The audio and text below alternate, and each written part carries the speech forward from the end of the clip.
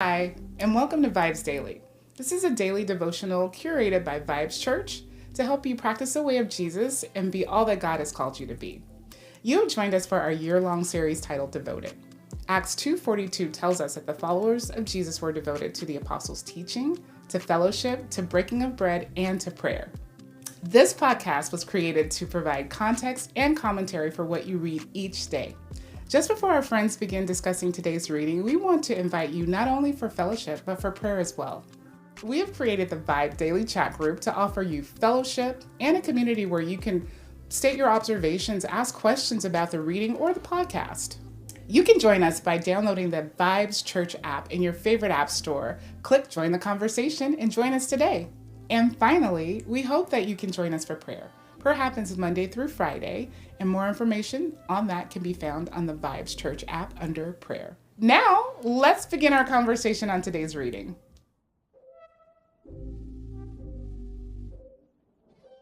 Right, welcome back to the VIBEZ Daily podcast. It is day 61 of our year-long devoted series. We are going through the entire Bible from cover to cover, and we are now 2 months in and have come to the conclusion of Deuteronomy. And by we, I mean my wife Victoria and my friend Nakia. We are back again to conclude today's reading, and again, the book of Deuteronomy, 4 more chapters, and then we are done with what is considered also not just done with a book, we're done with a section, right? Yeah. The Bible is broken up in kind of multiple different sections or libraries of sorts, and these first 5 books are considered the law, the Pentateuch, the Torah, kind of different words for it. We will be the conclusion of that, and we'll be on to the books of history, which will be very interesting. So let's not delay, jump right in here to chapter 31. We left off really with God just giving us the option to choose life, and was a beautiful reminder for us yesterday. But now Joshua is taking Moses' place, and they're kind of giving the handoff here. Now, this was already foretold in previous books, but now it's actually happening here. So what jumps out to you guys about the way that this handoff or even this secession plan takes place here in chapter 31? Moses is 120 years old. I believe Moses is. I mean, he's. Sounds like he's about ready. He's he's realizing like, yeah, I'm about to die. You don't see that, or at least I don't see it here right away. That angst we saw in the earlier chapters in Deuteronomy, where it's like, Lord, please, it's like I'm ready. Yeah, it sounds like he's ready to hand off the baton. Yeah, because he been in this wilderness and he's probably about over it. Especially if he knows, because the promised land is that piece of hope. That's that glimmer of like, well, I'm gonna thug it out because I got the promised land. He's like, I'm not even going to the promised land no more. Okay. So I'm out. But just to even know that he is this old, walking around the wilderness, climbing mountains, speaking to the Lord, like he started this journey at 80 years old. Like, the fact that he is this old and this mobile and agile.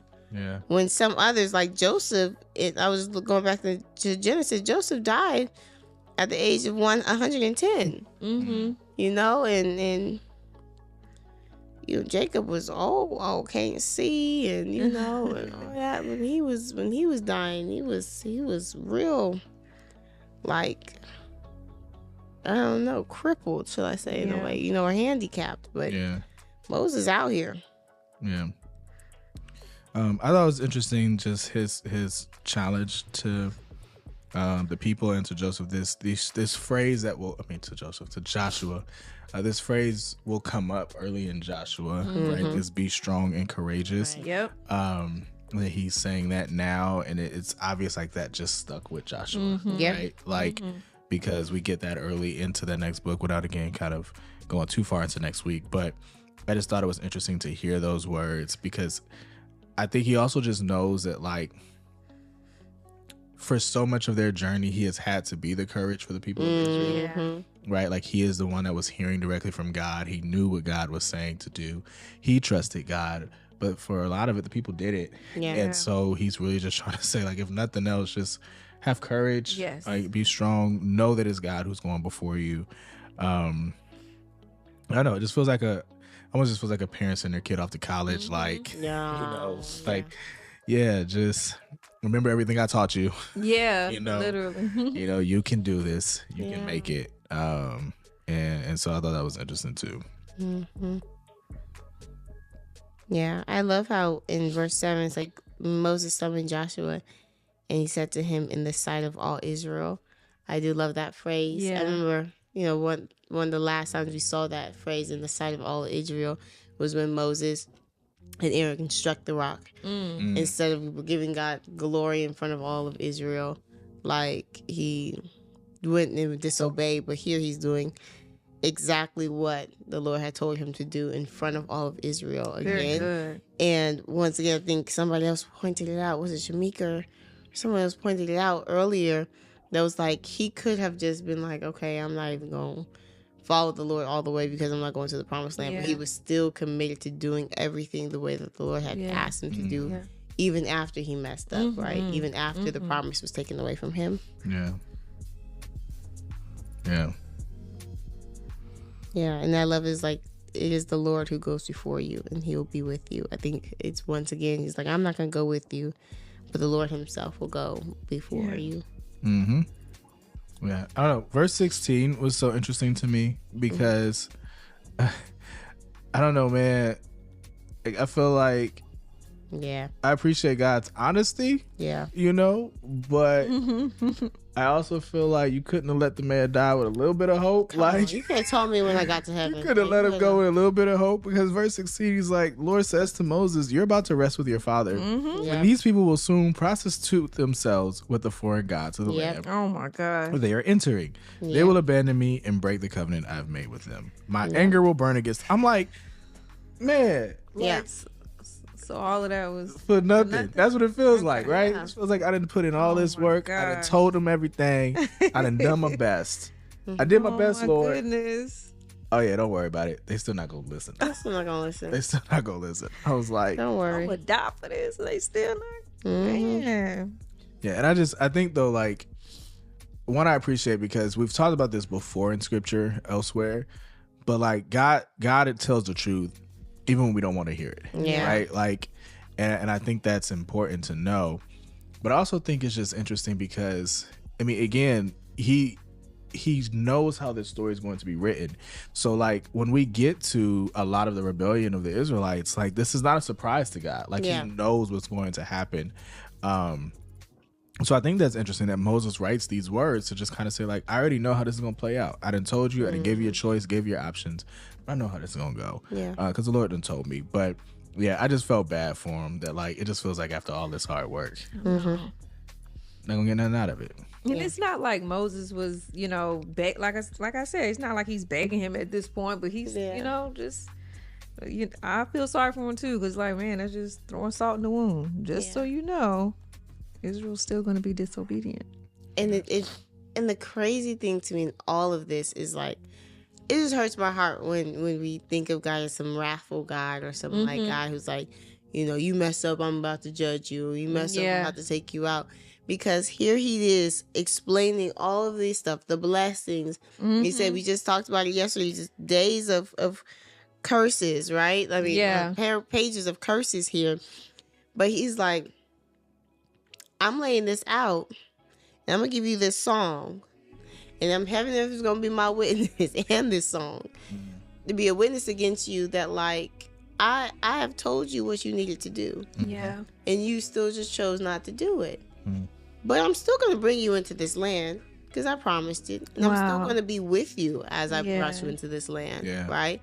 Like, he's still doing all these things for you. Like, I'm even in this wilderness with all your disobedience, I kept you. Yeah. So that you know that I am your God and that I can. Like, in all of this, he is still so gracious, right? And, like, still, like you said, they're not miserable in this land. They've been conquering places. They have been plundering cities. Like, they have all this wealth and gold and cattle and all this stuff that, like, he has been providing for them with the foreknowledge of knowing that they are going to turn on him as soon as they get into the promised land. And he gives them these blessings. And this song was longer than I expected, so I don't want to just jump ahead, but Lord mercy. Yeah, well, I mean, that's what God gives him, right?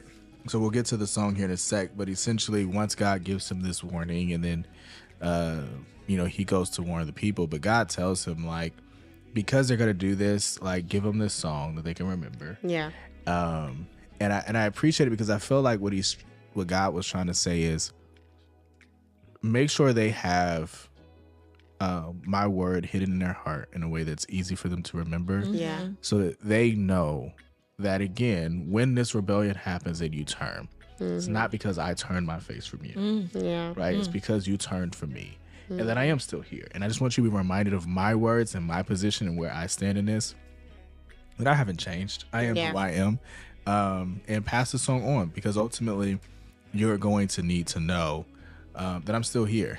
And so, again, he gives them this song. And this song, as you said, it's lengthy, but it's almost, reminder of where they've come from. Yeah. It's reminder of the promises God makes. It's a reminder of the curses that he also promises. Like, it's just this lengthy piece of, I don't know, almost say just history, but also future in this song. But it just jumped out to you guys. We're kind of here in chapter 32 at this point, but like anything that just jumped out to you guys in Moses' song. And it really goes from 32 also to 33 in a blessing in a different way. But anything here in this song?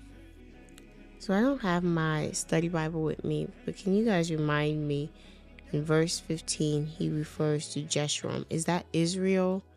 Is Jeshurun Israel another name for Israel? Or what? I forget. So it does. It says, my study Bible reminds us that Jeshurun is a term of affection for Israel, meaning upright one. Okay. Mm-hmm.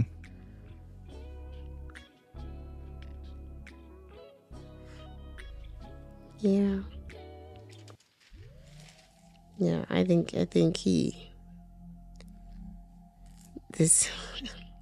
they stirred him to jealousy in verse 16 and with strange gods, and they sacrificed the demons that were no gods and to gods they never know. Like, this whole thing, he is so gracious in even doing this. Yeah. For like even laying before them what they're going to do before they do it. I mean, I think it's just, like I said, it's just this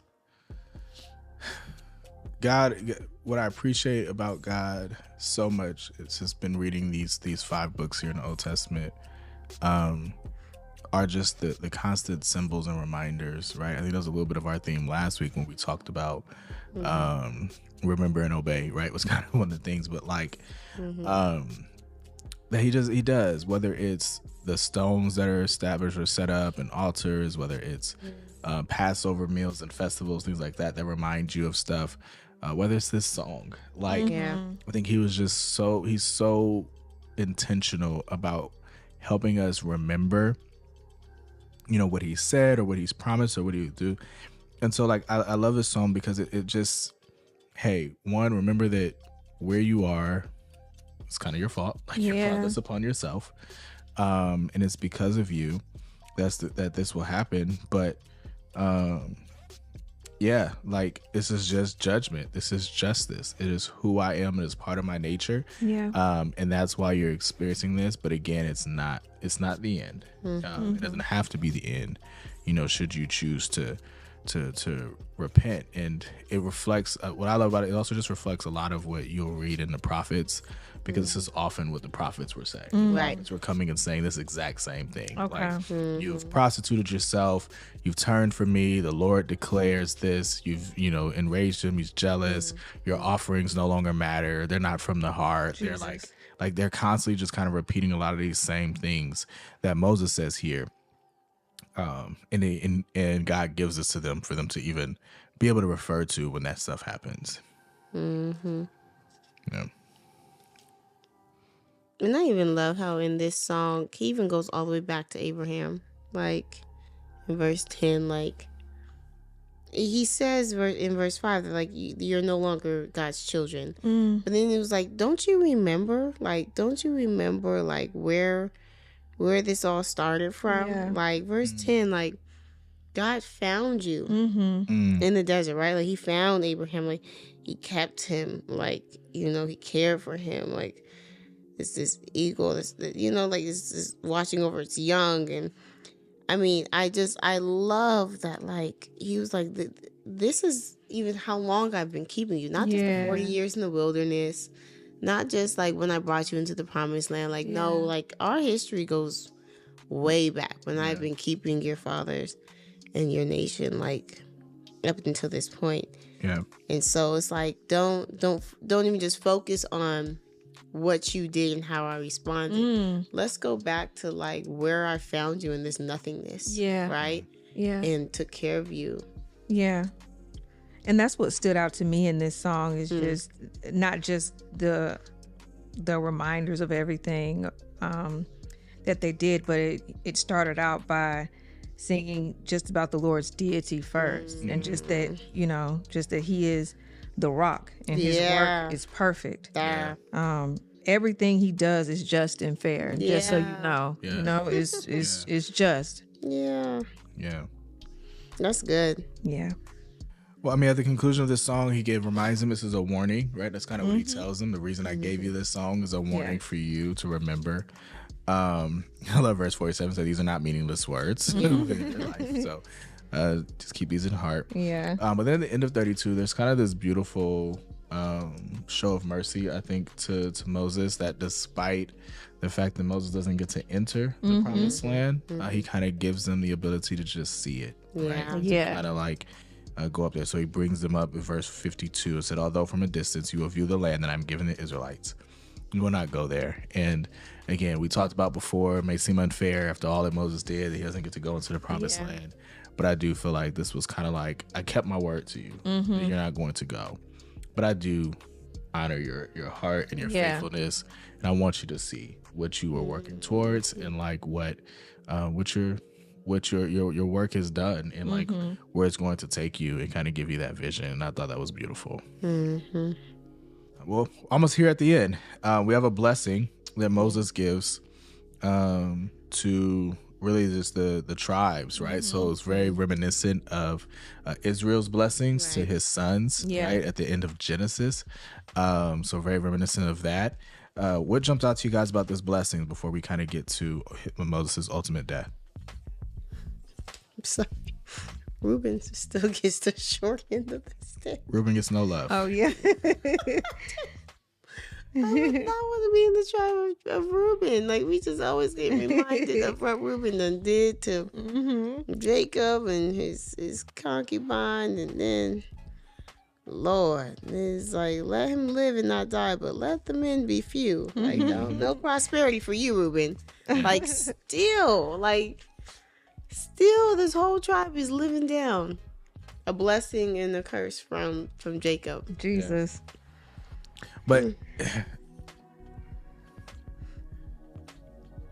I think it's interesting because if we recall, and I want to say we read this last week, there was this there's this passage, and I'm not gonna be able to pull it up that quickly, where God talks about that, like, essentially the curse would last like generations, and like the blessing will last like thousands of generations, right? Like, but like, it doesn't surprise me because he's like, this is lasting. Like, I didn't just mean it for you, I meant it for, you know, your sons' sons and sons. And so like, I don't know. Again, it seems like, again, the short end of the stick, but this is the consequence of his actions. Like, his actions are part of that list of what was detestable, like what Reuben did, right? To sleep with his father's concubine, like that was on that stuff that we just found God finds detestable, right? Like, that wasn't just a sin, like it was like something that God, he's not letting go of because it was detestable in his sight. And so, yeah, unfortunate for the people of Reuben, but we've talked about this before, in the same way that we accept the blessings from those before us, we gotta accept the curses too. And that's part of the all of it together. Any other blessings jump out to you? I was even just looking at the length of, I thought Judah would have more, honestly. I thought it would be longer. You know? Because, Judah's been at the forefront of a whole lot. Yeah. He got a lot in Jacob's or Israel's blessing. Judah got a lot. Yeah. But here we see like Levi, Joseph, which is Ephraim, Manasseh, and Asher. Oh, where you come from, Asher? I just didn't expect that one. So. Yeah, it'll be interesting to refer back to these, like in the same way that we did with, so when we were doing, numbers, we were counting the census, and we were able to kind of go back to Jacob's blessing in Genesis and say, oh man, some of this stuff is playing out, right? It'll be interesting as we continue to go through the books of history to see how some of Moses's blessing plays out. In the people and where some of that stuff happens. But very, very interesting to see what Moses had to say about each of these tribes. Yeah. Well, come to chapter 34. Deuteronomy is coming to a conclusion.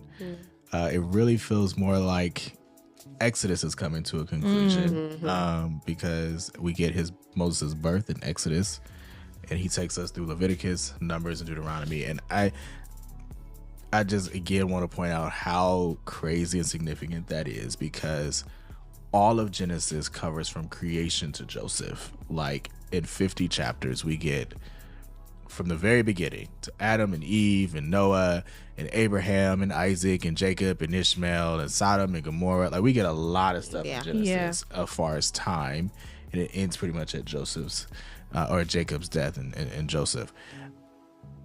We got 4 books: Exodus, Leviticus, Numbers, Deuteronomy, all span the life of Moses alone. But it's come to a conclusion. So we've been dealing with Moses now for weeks. And he dies. Anything that just jumped out to you guys in 34? It's brief. It's not a lot here. But anything that you guys thought was interesting? It says here in verse 7 that even though he was 120 years old, his eyesight was clear. Right. And he was strong as ever. And I think Victoria just mentioned that earlier, just how strong he was and how he was, able to still, move and respond to the Lord's commands. And he seemed to be pretty versatile. So to see it confirmed here right before his death was interesting to me. Like the Lord preserved him in a special way, it seems. Yeah. I love this like brief eulogy at the end. Yeah, that's sweet. Yeah, it's just like no prophet has ever arisen like Moses again.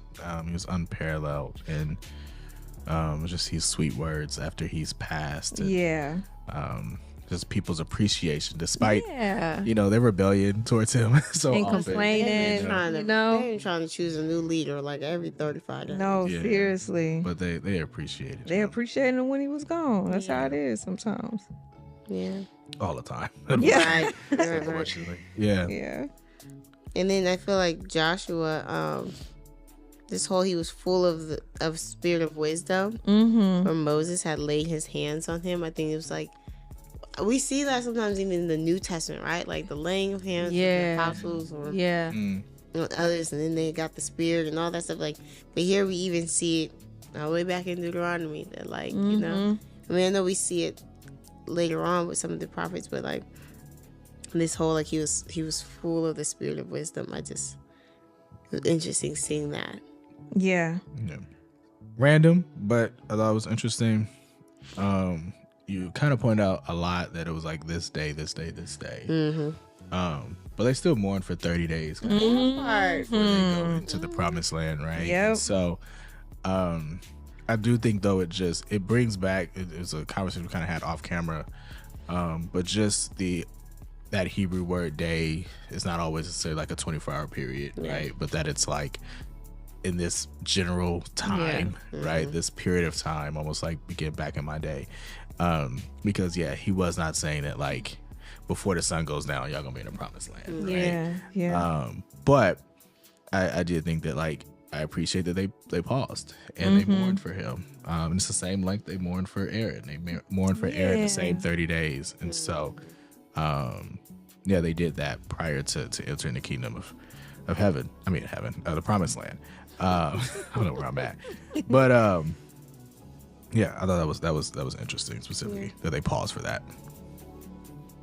Anything else? Last minute Deuteronomy thoughts? It's your chance. You want to go all the way back to chapter 1? Anything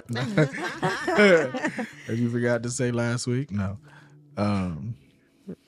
If nothing else, and my prayer is that it's done the same for those that are watching, but this reading from Genesis to the end of Deuteronomy, like I've heard different Bible stories from, this book or that, but it's really helping me, like follow it and where we are. And it just makes sense. Like we're closing out in Deuteronomy now. So I've read so many verses in the book of Joshua, but now I can, make the connection of where it started with Joshua, so I just thank y'all for your obedience and just giving all of us the opportunity to read this book together, as God's perfect story. It's beautiful. It's beautiful. Well, it's a great way to end. And so again, thank you guys for joining us this week. We are done with Deuteronomy. We'll be in Joshua next week, and we'll continue God's perfect story. I believe is the way you described it. And thoughts, questions, insights, don't hesitate to share them. We are doing this together. Yes. And all of ours are equally as valuable kind of to what we're getting out of this. But appreciate you guys joining us. Come back and see us on Monday. Until then, take care. God bless. Thank you for joining us for the VIBEZ Daily podcast. Be sure to like, comment, and subscribe on your favorite podcast platform or download our favorite, the VIBEZ Church app. Visit vibes.church/devoted for additional episodes, notes, details, and the latest merch. Join us next time as we continue our